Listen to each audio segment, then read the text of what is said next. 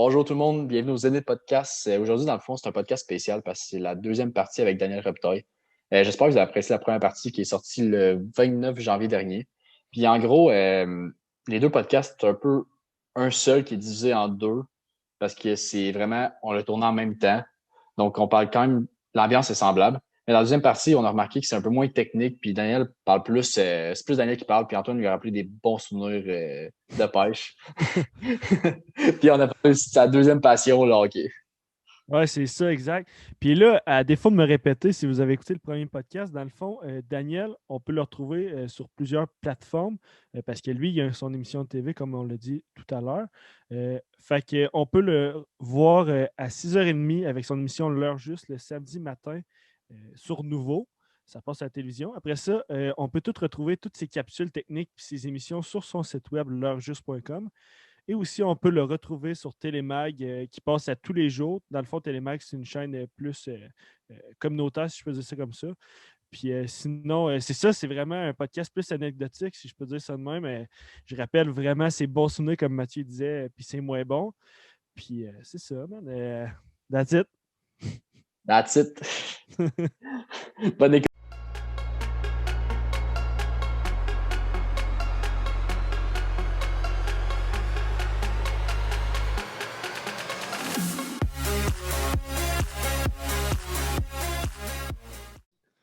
C'est quoi la pire chose qui a pu t'arriver pendant que tu pêchais? Tu sais, l'anecdote, mettons, que je pourrais dire qui a été la pire pour toi, ton moins bon souvenir de la pêche. Là. OK, je vais vous raconter une anecdote que je compte pas souvent. Il y a peut-être des gens de Trois-Rivières qui vont se reconnaître dans cette anecdote-là.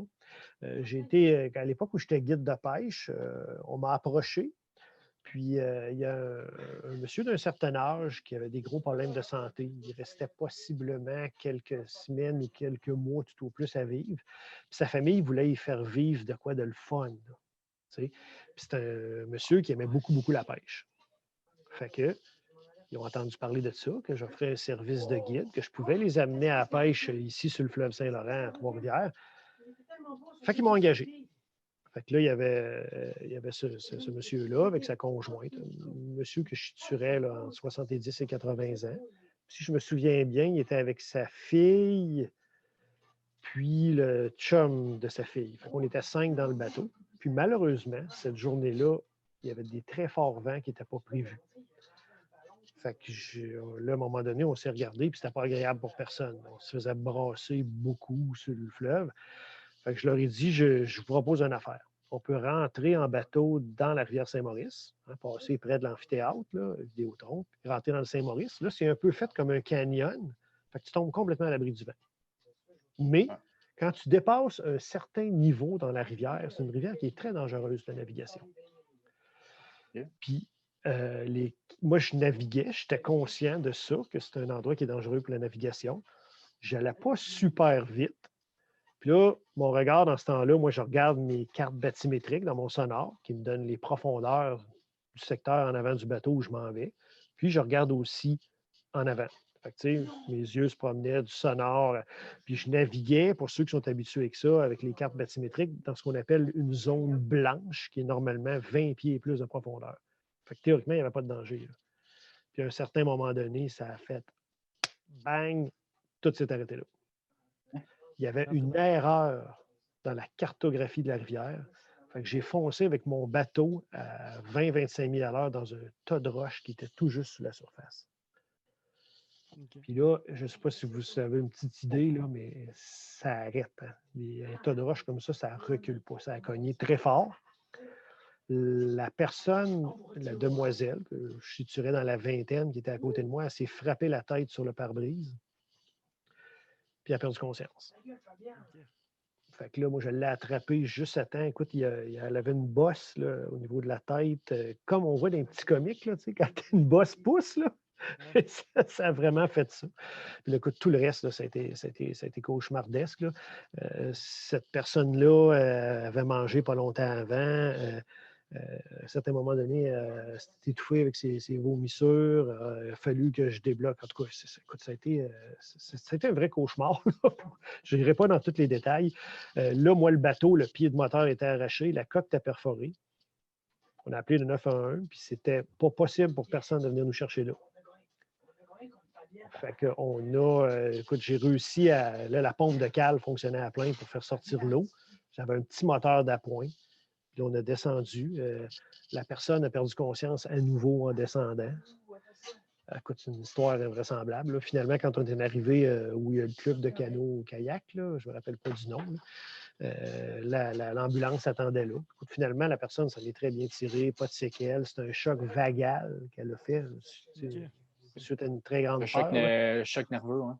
Oui, c'est ça. Fait que ça, c'est pas mal ma pire expérience. Là. Quand tu penses que peut-être quelqu'un va perdre la vie dans ton bateau à côté de toi. Écoute, je me rappelle à l'époque, ça avait fait le tour de tout le milieu des guides de pêche au Québec. Puis tout le monde, les gars disaient tout avec moi. C'est une affaire dans la même marée, c'est fini. Là. C'est fini, là. Je ne guide plus. Puis ces gens-là ont été d'une extrême gentillesse. Le monsieur pour qui cette sortie de pêche-là avait été organisée, il m'a appelé à 2-3 reprises pour me donner des nouvelles. Tu sais, elle va super bien, elle est sortie de l'hôpital hier à 1h du matin, c'était rien de grave. Tu sais, les autres, ils auraient pu le voir sous un angle de c'est de sa faute à lui. Là. Il a foncé d'un tas de roches. Là, tu sais. Je ne sais pas jusqu'à quel point est ma part de responsabilité là-dedans. C'était quand même moi le chauffeur du bateau. Même toi, tu devais quasiment dire que tu étais coupable là-dedans au début. Là. Ah, écoute, tu files pas bien. Puis, quand je suis arrivé chez moi, là, je me rappellerai toujours de ça parce que là, tout ça, tu es tellement sur l'adrénaline quand tout ça se passe. J'ai gardé mon calme, je n'ai jamais paniqué là-dedans, mais tu es sur la grosse adrénaline. Il y a une vie en jeu. Là. Quand je suis arrivé chez moi, là, je me suis couché dans le divan. Puis j'avais autant d'énergie, d'après moi, que quelqu'un qui vient de courir 4 marathons. Là. J'étais complètement vidé. Écoute, je clignais même pas de l'œil. Là. Quand ma conjointe est rentrée dans la maison, elle m'a regardé. Elle a dit « Mon Dieu, qu'est-ce que t'as? » C'était évident là, que tout ce que j'avais d'énergie là, était parti dans cette histoire-là. Puis, fait que ça, c'est ma pire expérience en bateau de pêche. C'est triste pour le monsieur qui voulait vivre une super belle journée de pêche. Mais au moins, finalement, personne n'a été blessé gravement. Il n'y a pas eu de mort et tout ça. Là, mais, fait que tu me demandais c'était quoi ma pire expérience sur l'eau. Ben, la voilà. C'est quand même tragique. Là. Ben, c'est un peu intense. Là. Je ne veux pas revivre ça jamais. Fait que ça fait en sorte que je suis extrêmement prudent sur l'eau. Ça veut dire aussi la leçon, c'est qu'il faut faire confiance aux instruments qu'on a, les cartes bathymétriques dans les sonars et tout ça. Mais c'est un aide à la navigation. C'est pas quelque chose que tu peux te fier aveuglément. C'est ça ma prochaine question. C'est justement, est-ce que le sonore, c'est vraiment véridique pour calculer ou justement, il y a quand même une marge d'erreur qu'il peut y avoir avec le sonore? Oui, tu sais, je veux dire, c'est parce que au moment où tu navigues, le sonore te donne la profondeur sous le bateau, pas la profondeur en avant de toi, 100 pieds en avant, tu comprends? Mm-hmm. Par contre, oui, ta carte bathymétrique, ça, elle te le donne, mais tu te rends compte assez vite que sur certains lacs, cette bathymétrie-là, elle est très précise. Sur d'autres, pas du tout. Fait que si tu prends le pari de te fier à ça aveuglément, c'est risqué. Puis moi, cette journée-là, je ne me fiais pas à ça aveuglément. T'sais, honnêtement, là, je te vous l'ai dit tantôt, je regardais beaucoup en avant de moi l'eau. Parce que dans une rivière, quand il y a moins d'eau, tu peux voir le courant en surface qui n'est pas pareil. Tu as des indices. À cet endroit-là, j'avais aucun indice qu'il y avait un tas de roches sous l'eau là. Puis, dans ma carte bathymétrique, on m'annonçait 20 pieds d'eau et plus dans cette zone-là. Ouais, c'est ça qui est fou, pareil. Ouais, fait que je ne sais pas qu'est-ce que j'aurais pu faire de différent pour éviter ça. J'aurais quasiment le goût de dire simplement être chanceux. Là. Peut-être que si j'avais passé 3 mètres plus à droite, ça aurait passé comme ça. Je n'aurais jamais frappé cette roche-là. Puis je suis retourné à cet endroit-là après coup, parce que là, tout se passe super vite. Là, après ça, là, dans les jours qui ont suivi, je me suis dit, qu'est-ce qui s'est passé? J'étais-tu vraiment dans la zone blanche de mes cartes bathymétriques? Puis je suis retourné quelques temps plus tard, exactement à cet endroit-là. J'étais allé à côté la coque de mon bateau sur le tas de roche, doucement. Puis j'étais dans une zone que la carte bathymétrique indiquait 20 pieds plus. Fait que c'est là que tu t'es prouvé que tu n'étais pas coupable tant que ça. Ouais, dans cette c'est ça. Là. situation-là. Oui, c'est moi qui conduisais le bateau, mais je pense que cette fois-là, j'ai été extrêmement malchanceux. Mais ce qui aurait pu être pire, c'est qu'il y ait quelqu'un qui décède de cet accident nautique-là. Ouais. Il est arrivé quelque chose aussi de moins tragique pour toi, mais ça Côte-Nord, il t'est arrivé une malchance aussi avec ton pouce. Je sais pas si tu peux en parler un peu. Je veux savoir, moi. Ça, c'est une des affaires les plus surréalistes que j'ai vécues dans ma vie. Je me rentre un hameçon. Écoute, on est en tournage. Fait que là, tu parles à la caméra, puis là, je m'adresse à la caméra, puis j'ai une toute petite truite, elle n'est pas grosse, là, qui gigote au bout de ma ligne. Puis quand je m'approche la main, mon attention est surtout à la caméra. Je regarde peut-être pas tout à fait assez ce que je fais. Quand je m'approche la main pour saisir la truite, elle gigote, puis il y a un hameçon double qui se plante dans mon pouce. Fait que là, tu sais, une fois avec les écouteurs. Puis là, la truite, elle se secoue, là. Puis là, tu as l'hameçon dans le pouce. Ça, je le souhaite à personne. Ça fait mal. Fait que là, rapidement, on immobilise la truite. On réussit à l'enlever de là. Mais là, j'ai un hameçon double dans le pouce. Fait que là, on essaie de différentes façons d'enlever ça de là. Tu sais, moi, on est en plein tournage. On est sur un des plus beaux lacs au Québec, qui est le lac Walker. J'ai surtout pas le goût de me taper 30 km de route puis d'aller attendre peut-être 15 heures à l'hôpital. Fait que je disais à mon co-animateur, collègue et ami Marc-André, j'ai dit, regarde, tu m'enlèves ça de là. Prends une pince, là, tire là-dessus. Fait que là, moi, je me suis viré de bord pour ne pas voir. Puis là, Marc-André s'est mis à tirer là-dessus. Ça n'a pas duré longtemps. J'ai entendu cloc. Ça, c'était les pinces qui venaient de tomber à terre. Là, je me suis reviré. Il était blanc comme un drap. Il dit, Dan, il dit, moi, je ne touche pas à ça. Il avait peut-être comme trop peur de me faire mal ou il n'était pas à l'aise avec ça. Fait que finalement, on n'a jamais réussi à enlever l'hameçon double en question. Fait que j'ai pas le choix. Je sors de l'eau, j'embarque dans mon camion. Il y avait eu beaucoup de pluie dans les journées précédentes. Fait que la route de gravier là, était pleine de trous à grandeur. Fait que là, à chaque bosse que je prenais, l'hameçon, il bouge dans mon pouce un peu, là. Ça faisait très mal, puis ça enflait. Là, j'arrive à l'hôpital avec ça. Au triage, ils regardent ça, ils ont dit oh, ouais, OK, ça, c'est déjà pas beau. Là, j'attends un certain temps. Là, le médecin, finalement, c'est mon tour, elle regarde ça, puis en voyant mon pouce, puis l'hameçon, elle dit oh mon Dieu! Ah non, moi, je ne touche pas à ça tant que je n'ai pas vu une radiographie. Fait que là, ça m'a surpris un peu. Là, où je me disais, dans un coin comme Port-Cartier-Sept-Îles, des hameçons, il y a tellement de pêcheurs dans ces coins-là. Ça doit arriver tout le temps, là, des situations comme ça. Visiblement, non. Fait que là, attends, radiographie. Là, finalement, on voyait très bien dans la radiographie les deux pointes de l'hameçon, puis une pointe qui était très proche de l'os. Fait que c'était quand même, Profond. j'imagine, oui, profond, puis probablement une sage décision du médecin à ce moment-là, de la dame, de demander une radiographie. Mais là, elle regarde ça, puis elle dit écoute, elle dit, je vais être bien honnête avec toi, je ne sais pas comment je vais faire pour enlever ça. Elle dit, j'avais commandé des pinces pour ça, je les ai pas reçues. Puis là, elle regarde mon pouce, tu sais, puis là, moi, elle me piqué, fait que c'est gelé, c'est déjà moins douloureux. Puis là, à un moment donné, elle dit, j'ai une idée. Puis là, elle part, puis quand elle sort de la pièce, j'entends le mot concierge. Mais là, je me suis dit, j'ai mal compris. C'est pas ce que je pense, là, j'ai mal compris. Mais quelques minutes plus tard, je vois arriver un gentil monsieur, il avait l'air très sympathique, avec une grosse poignée d'outils, de pinces de toutes sortes. Puis là, il dépose ça sur le comptoir.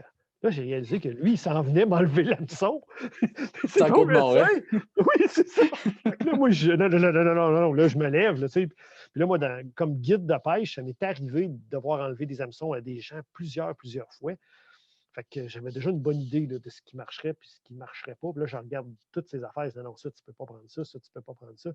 Là, il restait une paire de pinces que je me disais peut-être avec celle-là. Tu sais.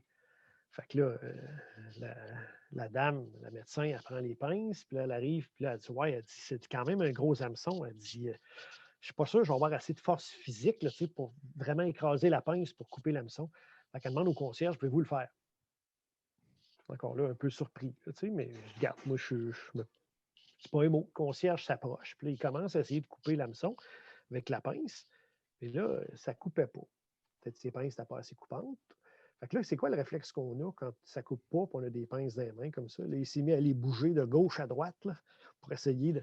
Mais là, moi, je l'ai dans le pouce, l'hameçon, ça fait mal. Là, à un moment donné, je le regarde en voulant dire, là, t'arrêtes ça, là, parce que là, à un certain moment donné, écoute, à un moment donné, là, il y avait 2 médecins, 2 infirmiers ou infirmières, le concierge, tout le monde cherchait une façon de m'enlever ça. Tu sais, là, moi, je regardais ça aller, puis je disais, mais voyons donc, ça me semble que ça ne se peut pas. Y a-t-il une caméra qui va sortir quelque part, va dire, ah, c'est une blague? Pour moi, c'était surréaliste. Là. Puis finalement, à un moment donné, là, puis là, chacun le tour, tout ce monde-là, là, il venait jouer avec mon pouce, il pliait. Là, il essayait de voir si la pointe pouvait ressortir quelque part. Mais là, moi, ça fait presque 1 heure là, que j'ai été gelé. Là. Plus gelé, ben. Là. Fait que là, à chaque fois qu'il y en a un des 5 qui vient jouer après ça, là, moi, je suis là, je suis couché. Je ne veux pas me plaindre, je ne veux pas chialer, mais ça fait mal.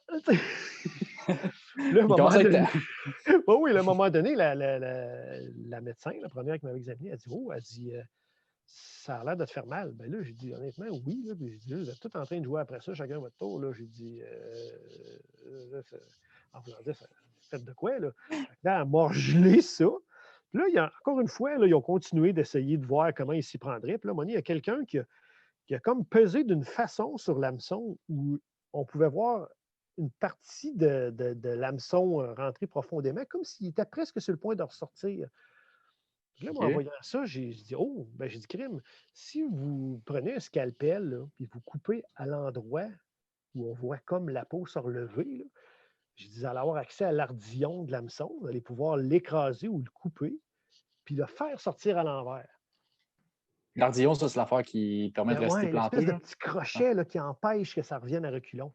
Là, ils m'ont tout regardé et ont dit oui, c'est ça qu'on va faire. Mais je dis pourquoi c'est moi qu'il faut qu'ils vous disent quoi faire? Je suis le patient, moi. Là. Fait que là, écoute, à partir de ce moment-là, je l'ai scalpel, dit que le sang revole un peu, sort ça à l'envers. Bonsoir, il est parti. Le tour était joué. Mais écoute, ça a été. Écoute, quelle expérience surréaliste. Une histoire de fou, ça. Complètement. Je salue ces gens-là. Si jamais il y a quelqu'un qui écoute votre podcast, je ne veux pas blâmer personne dans cet épisode-là, mais je vais juste dire que c'était très surprenant comme situation de voir le concierge arriver avec ses outils. Ouais, tu vas t'en rappeler toute ta vie, je pense. C'est sûr. Le lac Walker aussi, t'as pas été super chanceux avec ta caméra GoPro, je pense? Bon, tout est. Hein? T'as fait tes devoirs, hein? Tu sais, tantôt, je vous ai dit que je suis capable d'être gaffeux, là. Ouais. J'avais une sonde qui est après mon bateau, après la coque de mon bateau, sous l'eau, que je devais repositionner. Bon, là, l'eau est froide, tu sais, ça exigeait que je me mette le bras au complet dans l'eau, presque jusqu'à l'épaule pour atteindre la sonde.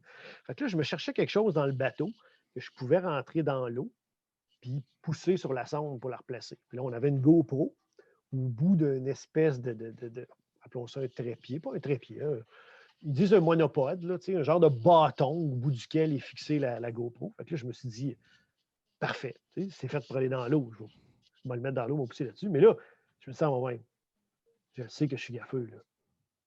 M'en faire attention, m'en faire ça comme il faut. Il y avait une courroie après le monopode pour pas que tu l'échappes. Fait que je prends la peine de mettre la courroie autour de mon poignet. Je m'en vais rentrer ça dans l'eau. Comme de raison, j'échappe le monopode. Qu'est-ce qui se passe? La courroie se défait après le monopode, puis elle me reste dans les mains, puis la caméra tombe dans l'eau. La caméra à 600-700$, dans 300 pieds d'eau sur le lac Walker, puis moi, je suis là avec ma ganse dans les mains. Pourquoi ça fait ça? Fouille-moi. Mais ils m'ont bien agacé avec ça, toute l'équipe, tous les caméramans, Marc-André, tout ça. Je suis le gars qui a pitché une caméra dans le fond du lac Walker. T'es bon pour attraper des poissons, pas bon pour attraper des GoPros. Là. Non, c'est un autre sport. Zéro talent pour ça. Je ne sais pas comment les faire mordre, les mots t'as dit de GoPro. Dans un contexte plus positif, as-tu une anecdote, exemple, une histoire justement de rêve pour toi de pêche, que tu te dis, OK, ça, là, je vais compter ça à mes petits-enfants quand ils vont être plus vieux puis qu'ils vont entendre ça, ils vont faire là. Ça, c'est une bonne histoire. Ouais, OK. Laquelle je vais choisir? J'en ai quelques-unes. Je pense que je vais y aller avec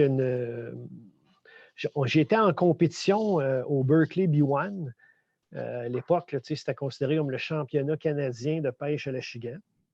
Puis honnêtement, moi, ma spécialité comme pêcheur, parce que tu ne peux pas être excellent dans toutes les espèces, là, moi, ma spécialité, c'est davantage le doré. Puis, je me débrouille pas mal bien à truite. Là, c'est un tournoi d'achigan avec les meilleurs au pays. Fait que, nous autres, au début, là, les premières fois qu'on a fait cette compétition-là, on arrivait là en se disant on n'a aucune chance. Là. Je veux dire, c'est comme, quel exemple je te donnerais? Là? On va taquiner Charles un peu s'il nous écoute, s'il écoute ce podcast-là éventuellement.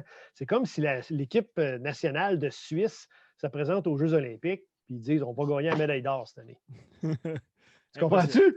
Ben voilà. Fait que nous autres, on se présentait là, n'étant pas du tout des spécialistes de pêche à l'achigan, on affrontait les meilleurs pêcheurs d'achigan au pays. Fait que, tu sais, on allait là. Puis, tu sais, les premières années qu'on a fait cette compétition-là, on a compris des choses, on a travaillé fort pour s'améliorer, tout ça. Puis là, cette année-là, on avait trouvé un endroit on appelle ça la pratique. Hein. Nous autres, quand on fait des tournois professionnels comme ça, on peut arriver une semaine avant le tournoi sur place. Puis il y en a qui c'est plus que ça, ceux qui peuvent se le permettre. Il y en a qui arrivent 2 semaines avant, 3 semaines avant.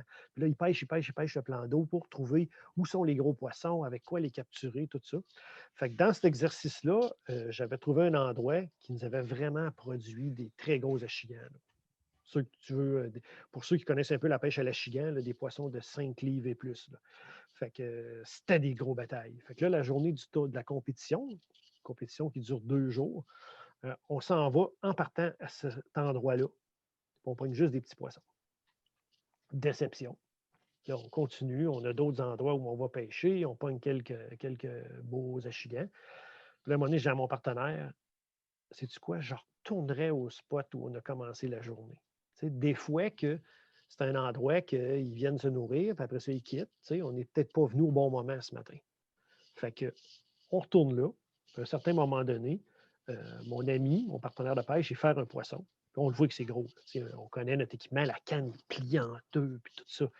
Là, moi, je suis à côté de lui, je regarde ça aller, j'ai dit, Stéphane, premièrement, ça n'a pas sauté en dehors de l'eau. D'habitude, les achigans de petite bouche, quand ils se sentent pris par l'hameçon, ils ont le réflexe de bondir hors de l'eau pour cracher l'hameçon. Là, ce poisson-là reste au fond. Puis il se bat vraiment comme un doré. L'action que je vois sur sa canne, là. Puis on pêche à un endroit où il nous arrive de pogner des dorés quand on essaie de capturer l'achigan. Fait qu'on s'est dit, et moi, je disais à Stéphane, je dis, regarde, arrête de niaiser avec ça. Là, on est dans un tournoi d'achigan. Là, c'est un gros doré, tu es au bout de ta ligne, puis on perd notre temps. Je dis, ah ouais, rentre-les qu'on passe à d'autres choses. Là. Fait que là, il se met à mouliner plus fort, puis à mettre de la pression sur le poisson, puis l'eau est extrêmement claire là-bas. Fait que moi, j'ai l'appui dans les mains, puis j'attends. Puis à un moment donné, le poisson est rendu peut-être à 5 mètres de la surface. Là, je le vois tourner de côté. C'est pas un doré. C'est un immense achigan, comme j'en ai jamais vu de ma vie. Je n'ai jamais vu un achigan à petite bouche de cette grosseur-là. Là, la face me change, puis je dis, Steph, c'est pas un doré, c'est un achigan. J'ai dit, j'ai jamais vu de ma vie un achigan gros de même. Perds-les pas. Là, quand j'ai dit ça, tu sais, moi qui est toujours assez calme, puis tout ça, écoute, il est venu tellement nerveux là, que les mains, il shakeait comme ça avec la canne des mains. Il est tombé là, sur le nerf complètement. Je dis non, juste de comprendre, j'avais fait une erreur. Je dis non, Stéphane, calme-toi. Il ne s'est pas décroché, ce gros poisson-là. Il est bien piqué. Force-les pas, prends ton temps. On a monté ce poisson-là à bord, un énorme achigan petite bouche. Sur notre pesée à nous, il faisait 7,05 livres. Moi, je n'avais jamais vu un achigan de cette taille-là. Puis là, on est dans le plus gros tournoi de pêche au Canada d'achigan. Fait que là, on se dépêche de le mettre dans le vivier. Puis écoute, on appelle ça le vivier. Là. C'est une espèce, imaginons, un genre d'aquarium là, que j'ai dans mon bateau, puis on garde les poissons en vie là-dedans. T'sais. Fait qu'on le met dans ça. Puis écoute, à tout bout de champ, là, on allait ouvrir le vivier, puis on le regardait, puis on disait ça n'a pas de bon sens, il est donc bien gros. Puis finalement, rendu à la pesée, parce que des fois, quand ils sont toute la journée comme ça dans le vivier, ils perdent un peu d'eau, fait qu'ils sont un petit peu moins lourds en fin de journée. Fait que finalement, à la pesée officielle, il faisait 6 livres 95. Puis là, avec notre total de 5 achigans, parce que c'est comme ça que ça fonctionne, ces tournois-là, tu dois ramener 5 achigans vivants, les plus gros que tu as capturés en fin de journée. Ça nous classait 4e. Hey, c'est les meilleurs au Canada dans l'achigan. Là, nous autres, on est 4e au travers ces gars-là. On s'en regardait, on dit waouh, ça n'a pas de bon sens. Fait que ça a été des moments. Puis là-bas, on n'a pas gagné finalement. On a réussi à rester dans le top 10 après la 2e journée, ce qui pour nous était, ma foi, extraordinaire. Tout le monde, oui, on félicitait les gagnants, puis c'est correct, mais tout le monde parlait de ce gros achigan-là. Là. C'était le sujet de conversation de tout le monde. Fait que de vivre ça, là, capturer un poisson de cette taille-là en compétition, ça, c'est quelque chose que je n'oublierai jamais. Puis d'ailleurs, si, je sais pas si là, je suis en train de tout refaire mon bureau, puis j'ai tout tassé ça, là, mais vous voyez comme des trophées derrière moi. Là. Oui. Il y en a un de ces trophées-là que c'est le trophée du plus gros poisson de la compétition qui nous avait été donné à ce moment-là. Là. Éventuellement, on va tout refaire ma déco, là, puis ils ne seront pas tous d'un paquet comme ça. Là. Ça, c'est tous des trophées que j'ai gagnés dans des compétitions de pêche. Là.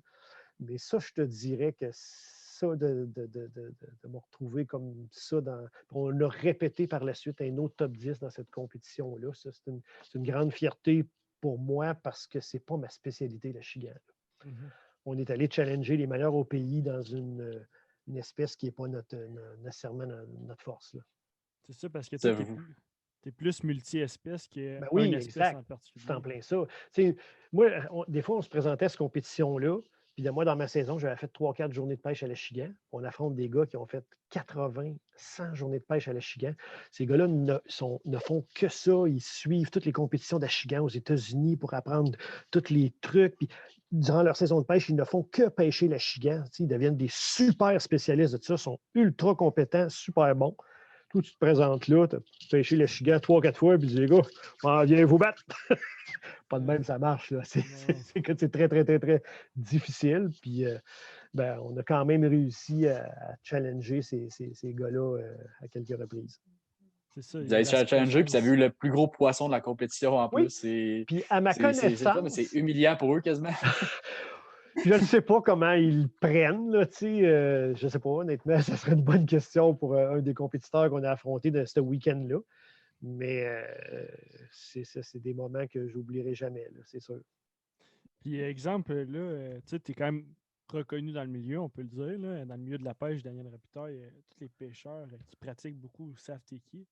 Exemple, là, tu voudrais aller faire une compétition là, demain de pêche là, du doré. Là.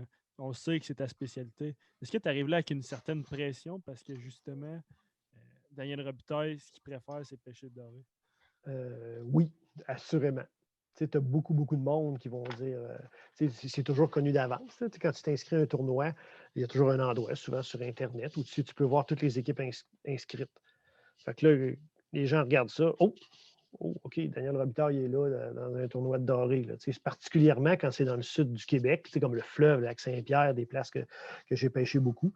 Fait que là, les gens, automatiquement, ils se disent, ben là, c'est sûr qu'il va bien se classer ou qu'il va gagner. Là. Mais c'est pas de même que ça marche. Là. La pêche, ce n'est pas une science exacte. Là. Ce jour-là, je peux prendre une mauvaise décision pendant le tournoi. Dire, je pense qu'on devrait aller pêcher à tel endroit. Je m'en vais là, puis les poissons ne sont plus là. Mais par contre, il y a quelqu'un d'autre que lui a pris la bonne décision, il est allé à la bonne place, puis il a frappé des gros poissons. Mm-hmm. Fait que c'est loin d'être sûr que je gagnerais. Fait que là, tu te retrouves dans une situation où si tu gagnes, le monde va dire, c'est bien, lui, c'est un pêcheur professionnel de doré. C'est normal. Finalement, tu ne reçois pas tant de mérite pour ta performance. Puis, si jamais ça ne va pas super bien, cette journée-là, comme je te dis, ça se passait moins bien pour toi, tu n'as pas pris des bonnes décisions en compétition ou tu as échappé des gros poissons, puis tu te classes loin dans le classement, ils vont dire, il n'est pas si bon que ça. Robitaille, as-tu vu, il a fini 123e. Comprends-tu? Fait que c'est un peu plate comme situation, mais qu'est-ce que tu veux? C'est comme ça. Puis, je pourrais choisir de ne plus en faire de compétition, puis je n'aurais pas à me soucier de ce genre de choses-là, mais j'aime ça. Pour ça, probablement que j'aime le hockey beaucoup aussi. Là, j'ai un côté très compétitif. Fait que j'y vais quand même, puis je laisse les gens penser comme ils veulent, avoir l'idée qu'ils veulent de la performance qu'on fera dans le tournoi. Ouais, c'est ça qu'il faut. Puis je me demandais aussi, on parle de compétition, là, avec ton émission de TV, as-tu l'impression d'être en compétition ou plus genre est-ce que, mettons, t'es-tu plus en compétition avec les autres émissions ou est-ce que vous vous entraidez, genre? sais pas si tu comprends un peu qu'est-ce que C'est je une veux dire. Hein. super question, ça, parce qu'avant, tu sais, quand j'ai commencé, puis je faisais des collaborations avec les différentes émissions, je me suis vite aperçu que c'était vraiment la guerre entre les OK. différentes émissions, là, tu sais. Ah, c'est bien, lui, c'est un ci, lui, c'est un ça. Puis là, quand tu allais travailler avec l'autre, tu disais, ah, lui, c'est un mange. En tout cas, tu sais, tu comprends ce que je veux dire? Ces gens-là ne s'aimaient pas du tout. Puis là, moi, je regardais ça aller, puis je me disais, pourquoi c'est le même, là? Dans le fond, moi, je ne trouve pas qu'il y a tant de raisons. Les différentes émissions, souvent, te proposent quelque chose de différent. On ne fait pas tous la même affaire. Fait que moi, dès le début, j'ai plutôt établi des collaborations avec d'autres émissions. OK. On a eu des collaborations déjà avec l'émission Shore Lunch à RDS. On a eu on a fait des choses en commun avec eux. On a fait des choses aussi avec Loisirs, Chasse et Pêche à plus d'une reprise. Fait que moi, je n'ai pas du tout cette approche-là de détester les gens des autres émissions de pêche. Il n'y a rien de constructif là-dedans. Là. Dans le fond, moi, je me dis, c'est un peu toutes nous autres, on contribue à développer le milieu de la pêche au Québec, puis qu'il y a de plus en plus de pêcheurs qui aiment ça à la pêche. Tout le monde est gagnant. Là. Je ne vois pas pourquoi on devrait souhaiter du mal à une autre émission de pêche ou je ne sais pas quoi, ou détester tel autre animateur de pêche. Moi, je n'ai pas du tout cette approche-là. Là. Puis C'est mon peut-être point de vue aussi, je pense. Là. oui. Enfin. Mettons, tu dis, genre, pour le monde apprenne, justement, la pêche, il faut que ça sert à rien d'être, pas se tuer, mais genre de se, je sais pas moi, comment dire, de s'enfoncer un envers l'autre. Oui, c'est ça, avoir une compétition malsaine. Tu sais, qu'il y ait une forme de petite compétition dans le sens qu'on veut qu'il y ait. Mettons, je me dis, j'aimerais ça que mon émission soit la plus écoutée. Tu sais, mettons, je me dis ça. C'est ça, c'est pas malsain. Mais là, de commencer à souhaiter du mal aux autres, puis dire, lui, ce qu'il fait, c'est pas bon, puis tout ça, je pense pas qu'on a besoin de ça. C'est pas nécessaire. Bon, tu n'as pas nécessairement besoin de. Tu sens pas le besoin de rabaisser les autres, là, rendu là? Non, c'est ça. Moi, je trouve qu'il y a un auditoire pour chaque type d'émission. Puis chaque émission a des choses qui font bien, puis probablement d'autres un petit peu moins. Fait que c'est aux gens de voir ce qu'ils veulent écouter. Là. Nous, avec l'heure juste, on est chanceux. Là. Ça va super bien à ce niveau-là. Là. On est privilégiés, puis on espère que les gens vont continuer de nous suivre comme c'est le cas actuellement. Là. Mais oui, c'est sûr. Puis on te le souhaite. Puis justement, dans cette lancée-là, ça serait quoi, mettons, ce que tu rêves, là, ton plus grand fantasme, là, si je pourrais dire ça comme ça, pour l'heure juste? Ça serait quoi l'apogée de l'heure juste là, pour toi? OK. Bien, on l'a abordé un petit peu tantôt. Moi, j'aimerais ça éventuellement qu'une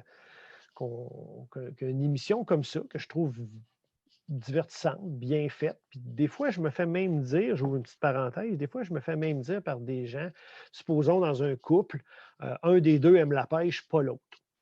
Là, quand c'est l'heure juste qui est à la télévision, bien, là, souvent, les deux l'écoutent. Puis des gens qui ne pêchent pas du tout, ils finissent par dire, ben, écoute, ça a l'air le fun, la pêche. Là, je pense que je vais l'essayer. Fait que, tu sais, on réussit à ce que ce soit divertissant et à donner le goût au monde. Fait que ça, je trouve ça super bien. Mais ce que j'aimerais, c'est qu'on ait justement un peu plus de place au niveau des télévisions traditionnelles. Tu sais, là, on a un peu forcé la main de la façon que les choses fonctionnent pour avoir notre place. Là. Mais tu sais, des fois, sans vouloir être pas fin, je vois du matériel sur certains réseaux que je me dis, Colin, je ne veux pas être plate, mais ce qu'on fait est vraiment meilleur que ça. Là. Fait que c'est ça que j'aimerais pour l'heure juste. J'aimerais ça qu'à un moment donné, on ait davantage de reconnaissance au niveau de. Puis tu sais, je dis ça, puis c'est pas absolument nécessaire. Puis peut-être que comme le web prend de plus en plus de place, puis que là, il n'y a personne pour nous mettre les bâtons dans les roues, on va peut-être y arriver de cette façon-là. Mais j'aurais aimé ça qu'on soit un petit peu plus pris au sérieux par les réseaux traditionnels. OK. C'est sûr. Je pense qu'on fait de quoi de bien pour le mériterait. Là. Ben oui. Puis justement, tu as parlé du web. Là. Tantôt, tu as parlé de TikTok. Tu as mis une vidéo virale, justement, de toi qui met de l'eau dans le bateau. Puis justement, est-ce que tu veux essayer d'aller vers ces réseaux-là aussi pour te faire connaître? Ben, au début, quand on a. C'est une personne qui s'est joint à nous, un de nos caméramans, un petit peu plus jeune en âge que nous. Puis il a dit: Ah, mais là, ça serait le fun d'avoir une présence là-dessus. Fait qu'au début, on s'était dit, on en fait des bloopers. Là. C'est pas compliqué. On a juste à en mettre et à alimenter TikTok avec ça, tu sais, qui est quand même un réseau social qui parle beaucoup à une jeune clientèle puis tout ça. Fait qu'on en a mis quelques-uns, mais dans le brouhaha de tous les trucs qu'on a à faire, C'est pas je la je priorité. pense qu'on l'a négligé un petit peu. Là. Ouais. Ça reste sa place qu'on s'en occupe plus parce qu'à la base, comme je l'ai dit tantôt, pour la majorité des gens, la pêche, c'est pour s'amuser. Fait que quand on rigole puis qu'il arrive des affaires drôles puis tout, ça reste sa place de faire des Mais petites ça, vidéos sur TikTok avec ça. Là. eh oui. On va aller le Peut-être. voir, ton vidéo. On peut le On trouver va aller le voir. on peut le trouver sur YouTube, sur TikTok maintenant, sur Facebook, Instagram. Ça, Instagram aussi. on avait démarré un compte Instagram aussi, mais on est vraiment plus, nous autres, au niveau du vidéo que de la photo. Fait que, on en a mis un peu au début, puis finalement, je pense qu'on n'a pas mis les efforts pour avoir une visibilité intéressante là-dessus. Il faut finir quasiment par faire des choix. Là. On ne peut pas espérer être très fort partout. Là. Fait qu'à Instagram, on n'a pas mis beaucoup d'efforts là-dessus. Là. Peut-être que c'est une erreur, peut-être que non, là, mais c'est pas là qu'on est le plus fort. Mais c'est sûr. Ouais, c'est ça. Puis, on Il ne y peut a le pas site être Internet parfait aussi. dans Là. tout, c'est ça. Mais c'est Oui, ça. exact. On peut pas. Déjà, là, cette semaine, on a eu ça, j'étais tellement heureux de voir ça. Là. Maintenant, il y a des outils pour mesurer sur les médias sociaux l'engagement des gens. Si tu aimes beaucoup quelque chose, une vidéo, mettons, tu vas l'écouter au complet, tu vas commenter, tu vas liker, tout ce genre de choses-là. Puis là, ils ont commencé à sortir, maintenant, il y a des logiciels qui font ça, il y a toutes sortes de façons de mesurer ça. Puis là, ce qu'on a su, c'est qu'au niveau web et médias sociaux, on est par beaucoup l'émission de pêche qui a le plus de visibilité, de notoriété puis d'engagement au Québec. Puis au niveau canadien, actuellement, on est troisième. Là, on se compare avec des émissions qui sont diffusées en anglais à grandeur du Canada. Là. Mhm. On est troisième, tout près de Fishing Canada, qui est deuxième, mais par contre, assez loin de l'émission qui est en première position, qui est diffusée aussi aux États-Unis. Oui, c'est ça. Fait que je trouve ça hot qu'on arrive dans certains domaines à avoir des belles stats comme ça, puis des gens qui nous suivent, puis qui trippent vraiment à nous suivre au point d'être en avant de shows qui sont diffusés depuis 20 ans, 30 ans au Canada anglais. Là. Quand on a réalisé ça, toute l'équipe, on a dit comme wow, on fait quelque chose qui plaît au monde, puis les gens nous suivent au bout là-dedans. C'est une fierté, là, c'est sûr. Vraiment, vraiment. Puis une pression aussi, par contre. Là. Ben oui. Des fois, j'ai toujours une nervosité quand on commence la saison de diffusion. On sait qu'il y a beaucoup d'attentes. Là, tu te dis, les gens vont-ils être déçus? Pour arriver, ça, que tout le monde dise, ouais, il me semble que C'est trop pareil, genre, peu importe. ouais, c'est ça, exact. Fait que ça, on a toujours une nervosité. Là. Moi, des fois, le soir avant notre première diffusion, c'est pas la nuit que je dors le mieux. Là, on dirait que ça tourne dans ma tête, puis le monde va aimer ça. Puis là, après ça, quand les commentaires commencent à sortir, là tu dis, ouf, le monde a l'air d'avoir trippé. Ouais. Mais ton site web aussi, il est super bien fait. Là. Moi, j'ai été pour regarder tes émissions, puis qui me redirigeait vers un lien YouTube. Mais Ouais. justement, tu sais, le site web, je ne sais pas c'est qui l'a fait, mais tu diras un beau bravo parce que pour vrai, Bon. il est super instructif. Les capsules sont toutes là. Il y a tout, genre, c'est comparable avec des sites web de grandes compagnies. Là. C'était pas, Merci beaucoup. Tu peux être sûr que je vais transmettre les félicitations à celui qui a conçu notre site. Puis je suis content que tu me dises ça aussi parce que ça a quand même coûté pas mal de sous. Parce qu'il est relativement nouveau. Là. Le site, comme tu l'as vu, a été mis en ligne à la fin de l'année dernière, là, au mois de décembre. Là. Fait que c'est vraiment nouveau. Puis je trouve que c'est facile si tu cherches l'information. Oui, c'est ça. Mettons, tu peux choisir, je ne sais pas moi, mettons que tu t'intéresserais à pêcher la truite mouchetée à la mouche. On va donner cet exemple-là. Là, tu pourrais sélectionner en cliquant truite mouchetée, pêche à la mouche, appliquer. Là, tu vas voir tout le matériel qu'on a fait au fil des ans sur la pêche de la truite mouchetée à la mouche. Parce qu'au fil des ans, on a fait plus de 60 émissions puis plus de 200 capsules de pêche. c'est beaucoup de matériel. Fait que là, quelqu'un qui voulait qui nous découvrait, admettons, il nous découvre, il n'avait jamais entendu parler de l'heure juste. Il dit c'est le fun ce qu'ils font. Comment il fait pour se retrouver dans ce, j'allais dire, ce dégât de clips vidéo-là? Ben là, on a conçu ce site Internet-là avec des filtres faciles d'utilisation, puis tu trouves toute l'information que tu veux en quelques secondes. C'est ça, c'est super intuitif. Là, je vous invite à la maison d'aller regarder ça parce que pour vrai, moi, je connais rien à pêche, puis j'ai réussi à avoir toutes les informations que je voulais juste en 2-3 clics. Là. C'était vraiment facile. Ben, merci beaucoup. Fait que, on va se faire une petite pub ici, l'heurejuste.com. Ouais, c'est ça, exact. Pas de H, hein, c'est un jeu de mots. L'heure comme l'heure de pêche, l'heurejuste.com. L'heurejust.com, tout le monde. Deuxième fois que je le dis. Pour être sûr que tout le monde l'ait bien compris. On va le mettre dans la description aussi du podcast, ça c'est sûr. J'avais une dernière question pour la pêche. Après ça, on va tomber dans un autre sujet parce que là, je regarde le temps, puis on est déjà rendu à 2 heures. Je sais pas combien de C'est vrai, ça? Je suis mais- bavard, passe hein? vite, Moi, ça. je parle trop. Je parle trop. Arrêtez-moi si je parle trop, les gars. Mais non, c'est parfait de même. On aime ça. Il y a du contenu, puis on n'est pas dans le. On répète pas tout le temps. C'est le fun. Mais admettons, là, la dernière question que j'aurais pour toi, ce serait quel conseil tu donnerais à un pêcheur comme moi, Mathieu, qui veut commencer la pêche? Ça serait quoi, là, ton secret? Bonne question, ça. OK. Ben moi, je pense que je te dirais, premièrement, ça pourrait être une bonne idée pour les premières fois de te faire accompagner. Vas-y avec quelqu'un qui en fait déjà. Ça va aider. Je pense que faut pas t'aille d'attente là, les premières fois que tu pêches. Là. Tu sais, là, si toi, tu vas là avec l'idée de prendre 20 poissons puis plein de gros au travers, là, tu te mets une pression, tu te crées des attentes. Puis si ça ne se passe pas comme ça, ben, tu vas être déçu. Tu sais, fait que moi, je vous dirais, ça va aider pour le volet capturer des poissons si vous avez avec quelqu'un qui connaît ça. Mais sinon, on y va pas d'attente. Juste pour découvrir une nouvelle activité, profiter du plein air, en se disant, mais écoute, je commence là-dedans. Là. Tant mieux si j'en attrape, mais c'est pas la fin du monde, j'en attrape pas. Tu sais, moi, je pense qu'il faut vraiment avoir une approche un peu détachée de ça. Là. Puis là, écoute, quand tu arrives avec une approche comme ça, puis whoop, Kim, t'en attrapes en plus. Écoute, tu tripes. C'est donc bien le fun de la pêche.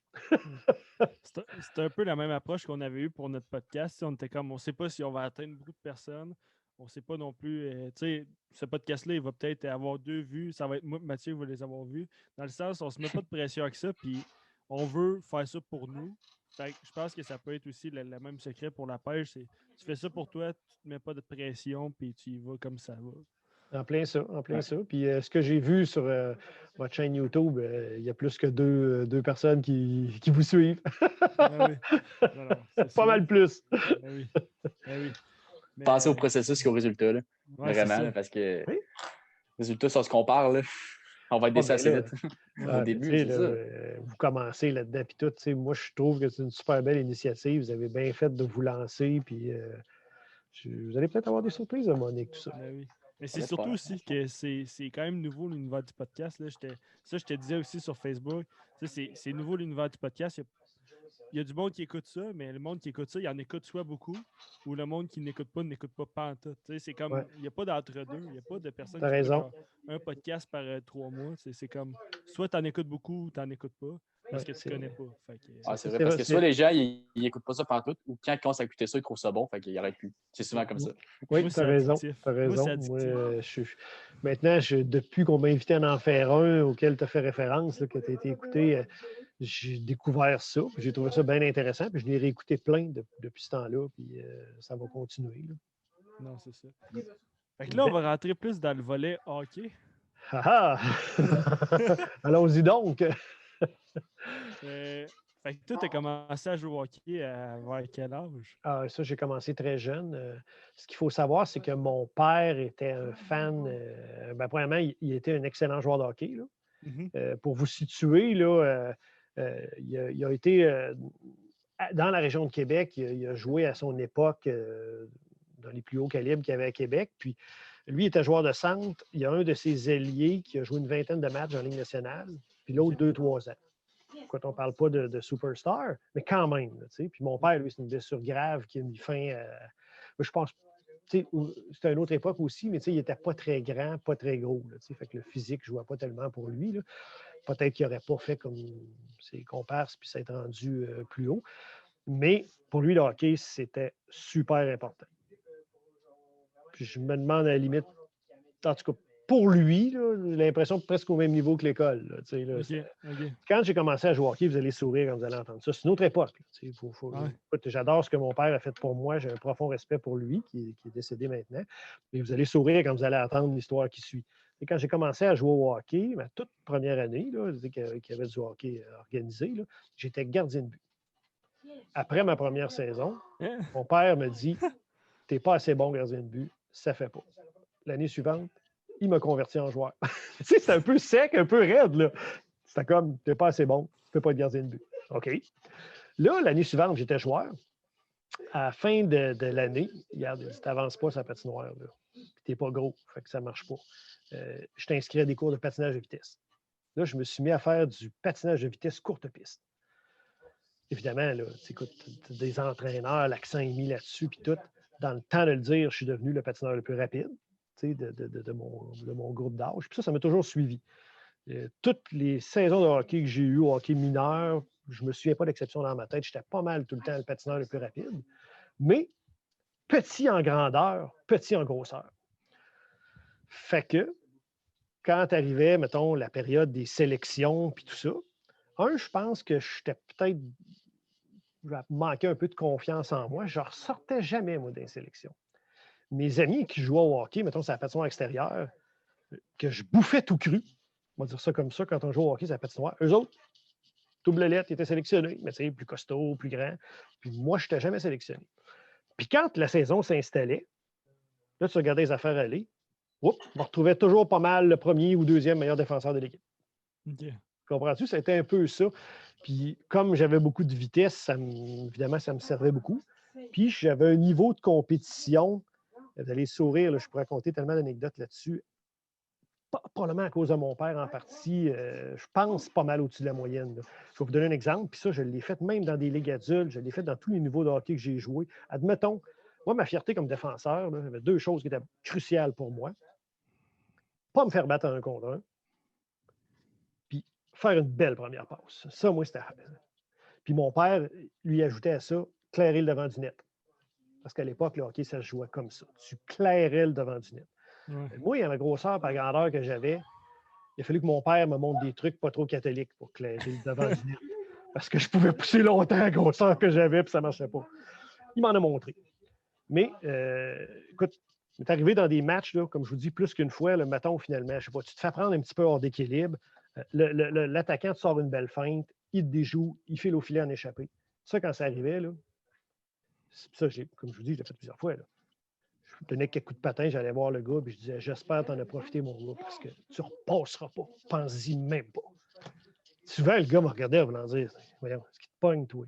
Mais non, tu sais, ce niveau-là de compétiteur, ça, je l'avais en moi. Là, puis je t'annonce que c'est rare que le même gars me déjoué 2 fois. Puis je t'apprends quand tu arrivais. Mais, fait que, Une 5e fois. fait que, encore une fois, on est Jamais rendu à 5. 405. Jamais Ouais, 405. c'est ça. Fait que, ça. Je pense que ça marque pas mal mon hockey mineur, comment il s'est passé. Là, souvent, quand j'ai tombé dans des bonnes équipes, on me mettait avec le défenseur offensif de l'équipe parce que j'étais très fiable défensivement, puis je relançais avec une bonne première passe. Mais je le couvrais quand il était parti, il flyait à l'attaque avec les attaquants. Là, fait que j'ai toujours eu beaucoup de temps de glace. Le rapide. Puis j'étais bien détestable aussi. En plus d'être vite, j'étais presque toujours le joueur le plus puni de mon équipe. Ah, c'est le fun. Oui, ouais, on apprend des choses. Hein. Je vais dire ça de même. Là. On est sur Internet, on peut s'en permettre un peu. Là. J'étais le petit Chris là, que tout le monde rêve de visser. Là. C'était moi, ça. Le rêve de visser. Oh oui, J'adore. écoute, là-dessus, je pourrais vous en compter beaucoup, mais c'est une autre époque. Je n'encouragerais pas les jeunes d'aujourd'hui à jouer, c'est-à-dire comme Je pense pas. on m'a enseigné à certains niveaux. Là.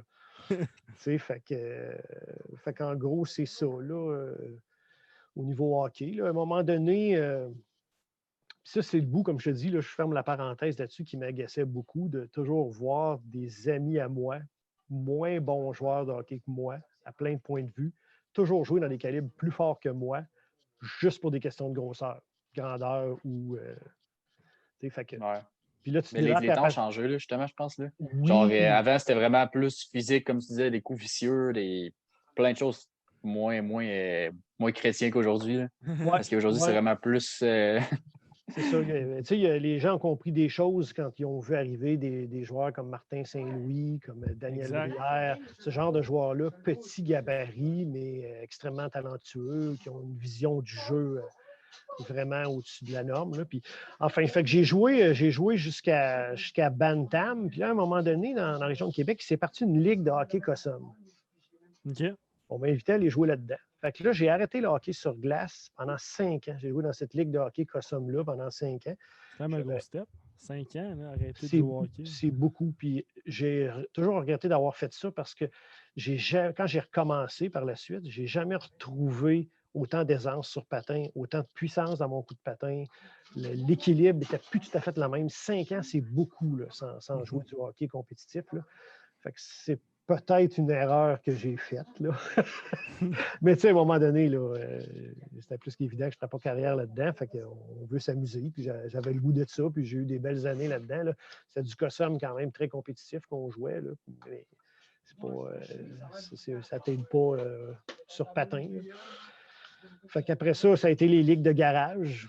Puis jusqu'à ce que mes gars commencent à jouer, où là, je me suis retrouvé à m'impliquer dans le coaching. Là. Ben oui, c'est hot, mais dans le fond, là, si je comprends bien, là, l'été, là, je sais que tu es tout le temps en tournage, là, mais si tu as 2 minutes de libre, là, tu pourrais venir jouer avec nous autres au deck hockey avec Charles puis Alain. Une game de deck, tu serais capable? Ben Hey, c'est vrai, oui, ça. ça faudrait que je me dérouille un peu, mais c'est envisageable. Hey, ça serait pas pire, ça. Le deck, je ne l'ai jamais essayé. Là, Ben, c'est un peu comme du hockey cosum, tu sais, ouais. ça y ressemble beaucoup. Ouais, C'est sûr que là, c'est à l'extérieur, puis il y a des bandes. Le hockey cosum, c'est dans le gymnase, mais là, je pense que ça serait le fun si tu avais du temps. Tu sais. C'est sûr, l'affaire, c'est que la majorité de ton travail, il est l'été, fait que le temps est moins là. C'est plus complexe. Là. À une certaine époque, j'ai joué beaucoup à balle molle l'été. Puis quand j'ai commencé l'heure juste, j'ai été obligé d'arrêter tout ça. Là. C'était pas. Tu t'inscris dans quelque chose, puis tu n'es jamais là, là. Ça ne fait pas de sens. Là. Fait que l'été, il a fallu que je me consacre. Je joue au golf aussi, j'ai arrêté ça. Ça a été famille, pêche. Ouais, C'est ça mes étés. Là. Mais je ne ferme pas de porte. Surtout si Alain et Charles sont là. C'est deux personnes que j'apprécie beaucoup. Fait que... Ah, ça vous autres maintenant. Ben ouais. Je pense que je jouerai à la défense. Ah oui. Mais en plus, ce qui est drôle, c'est qu'on a tout le temps juste 2 joueurs de défense. Fait que dès qu'il en manque un, il y a tout le temps un attaquant qui s'en va à def. OK. Fait que, on chialera pas parce que t'es trop petit non plus. Ouais, c'est ça. Aïe, aïe, aïe. Puis ça, tu sais, je l'ai vécu avec mes gars par après, le même principe là, tu sais, allez, oui, mais c'est ça, je m'en allais là-dedans, là, justement. Là, après ça, tu as eu ton émission, tu travaillais dans la pêche, mais tu as aussi des enfants qui jouent au hockey régulièrement. Si je peux dire ça comme ça, ils jouent pendant toute l'année au hockey. Puis comment tu vois ça, toi, justement, le hockey mineur pour tes enfants? Il y a des côtés positifs, des côtés négatifs, mais ouais, aux yeux d'un parent puis d'un coach. Oui, bien, beaucoup plus, évidemment, de positifs que de négatifs. C'est une école de vie. Tu apprends à travailler en équipe. Tu es confronté à toutes sortes de situations. Des fois, tu es trop fort, des fois, tu n'es pas assez fort. Moi, je trouve que c'est une école de vie. Je suis super content que mes gars aient été faire ça. Là. Il y a comme deux côtés à tout ça. Là, il y en a peut-être qui m'ont vu l'année passée faire les médias à de nombreuses reprises. On a vécu une situation au hockey du Cap de la Madeleine moi, qui m'apparaissait absolument inconcevable. Sans vraiment avoir cherché ça, je me suis retrouvé devant les médias un paquet de fois pour décrire ce qui est arrivé. Fait qu'il y a une espèce de côté, il y a un côté du hockey... parfois, à certains niveaux, dans les organisations de hockey, mettons comme les organisations régionales ou même au niveau québécois, qui ont perdu de vue que le plus important, c'est les jeunes. Tu sais? Puis oui, je comprends l'importance de développer de l'élite, puis que les meilleurs talents aient la chance de se développer. Ça, je suis d'accord avec ça. C'est parfait, puis on veut ça. Mais la masse des joueurs de hockey, les jeunes jouent pour s'amuser. Ben oui. Ça, j'ai senti que c'était une considération qui n'était pas toujours là quand tu as des discussions avec des gens qui sont à un autre niveau. Là. Ça a été un choc culturel pas mal grand depuis 2 ans, ce côté-là de l'affaire. Mais je suis super content que mes gars fassent du hockey. Puis, c'est le fun de les voir aller sur la patinoire. Puis, content de voir ça. Puis je suis appelé à le vivre avec eux autres aussi quand je coach. Là. En ce moment, est-ce que tu portes une casquette de hockey par hasard? Oui, exactement. Tu as observé. En fait, je voulais comme un peu montrer mes 2 passions. Si je me lève comme ça, tu vas voir le logo de l'heure juste sur mon chandail. Puis ça, c'est une casquette de la seule fois comme entraîneur où j'ai eu le grand plaisir d'aller à la Coupe Dodge. Oui, c'est ça. Je veux savoir, Ouais. justement. Fait que ça, c'est une saison qui était pas mal extraordinaire pour Justin. C'est une drôle d'année. Ça a commencé bizarre pour une question de technicalité. Là, je ne veux pas me tromper dans ce que je vais avancer. C'est ça. Pour une raison de technicalité, on ne pouvait pas, l'équipe dans laquelle Justin jouait, qui s'appelait les Condors, on ne pouvait pas être classé 2B. On était classé 2A. Mais comme il n'y a pas de Bantam 2A en Mauricie, ils nous ont dit vous allez jouer vos matchs dans le 2B. Donc, vous allez jouer dans un calibre qui n'a pas de mise en échec. Mais quand vous allez aller en tournoi, vous allez jouer dans le 2A parce que vous êtes classé 2A. Puis là, vous allez aller jouer avec la mise en échec. Oui, tout de suite, quand j'ai dit ça, je dis non, ça ne fait aucun sens, cette affaire-là. Là, c'est dangereux pour les jeunes. Là. Je me suis déplacé, j'ai été voir les gens de hockey Mauricie à ce moment-là. Aucune réception de ces gens-là. C'était comme. Ça ne nous intéresse pas ce que tu nous racontes.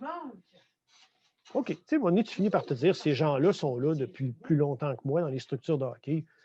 Ils doivent savoir ce qu'ils disent. Puis, il n'y a peut-être pas de problème. Là. Mais là, moi, je les ai vécus, les tournois avec ces jeunes-là. Là.